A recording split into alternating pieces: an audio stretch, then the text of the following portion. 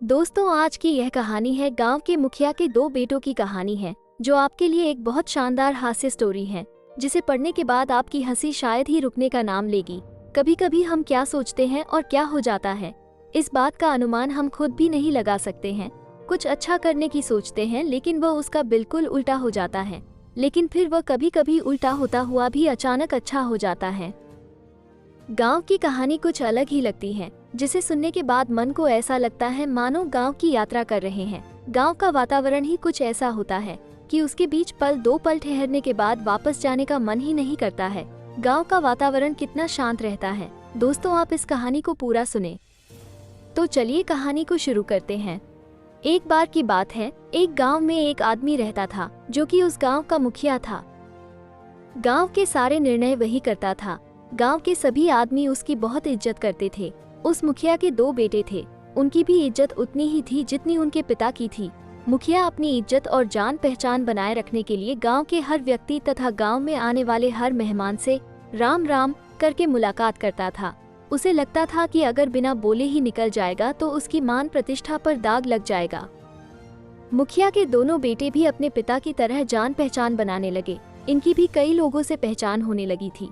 वे दोनों भी राह चलते लोगों से राम राम करते रहते थे। ये तो हर गांव की परंपरा होती है कि हर दिन सुबह जब दो आदमी आपस में मिलते हैं तो सबसे पहले राम का नाम लेते हैं, फिर अपनी बातें करते हैं। गांव के मुखिया के पास बहुत ज्यादा जमीन थी, जिसकी जिम्मेदारी उन दोनों पर ही थी। पहले के जमाने में जमीन की हकाई जुताई का कार्य बैल से किया जाता था। मुखिया के दोनों बेटे एक दिन अपने खेत में बैलों से हकाई कर रहे थे, तभी एक चोर घोड़े की चोरी करके आ रहा था। लेकिन ये बात उन दोनों को पता नहीं थी कि वो आदमी घोड़े को चुरा के लाया है। उनको लगा कि मेहमान होगा, इसलिए उन दोनों ने सोचा कि हम गांव के मुखिया के बेटे हैं, इसलिए हमें इस आदमी से राम राम करना चाहिए।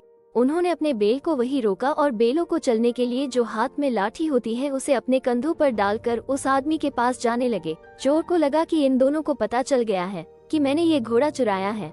वे दोनों उससे राम राम करते हुए उसके पीछे दौड़ने लगे। चोर और जोर से घबराने लगा और उसने घोड़े की रफ्तार और तेज कर दिया। वे दोनों भी उसके पीछे ही दौड़ते हुए आ रहे थे। आदमी गांव में गया तो उसे वहां कुछ लोग बैठे हुए दिखाई दिए, तो वह भी जाकर उनके बीच में बैठ गया ताकि मुखिया के बेटे उसको पहचान न पाए। वो मन ही मन सोच रहा था कि आज तो पके ही गए थे। अगर इनको पता चल गया कि मैं चोर हूँ और घोड़े की चोरी करके आया हूँ तो शायद ये मुझे बहुत बुरा दंड देंगे। इतने में वे दोनों भाई भी वहां आ गए और उस आदमी से बोले, राम राम, हम तो तुमसे राम राम करने के लिए आ रहे थे और तुमने तो घोड़ा रोका ही नहीं और रफ्तार बढ़ा दी। इतनी जल्दी क्यों कर रहे हो? हमारे गांव से होकर गुजर रहे हो और हम आपसे राम राम करने के लिए पीछे भागे आ रहे थे और तुम हो कि रुकने का नाम ही नहीं ले रहे हो। हमारे गांव का नियम है, जब कोई अजनबी हमारे गांव से होकर गुजरे तो वो हमारा मेहमान होता है और मेहमान को बिना राम राम और चाय के हम जाने नहीं देते हैं। क्या ये बात आप नहीं जानते हो? ऐसे भागे जा रहे हो कि मानो कोई चोर चोरी करके अपना मुंह छिपाकर भाग रहे हो। चोर को अब जाकर आराम मिला, वो अपनी चोरी से बच गया। उसे तो लगा कि आज तो पकड़े गए और घोड़ा लेकर वहां से चला गया। दोस्तों, मैं आशा करता हूँ कि आप सभी को ये कहानी पसंद आई होगी, तो आप इस कहानी को अपने सभी दोस्तों के साथ शेयर करें और इस वीडियो को लाइक, कमेंट करें और हमारे चैनल को सब्सक्राइब जरूर करें। धन्यवाद।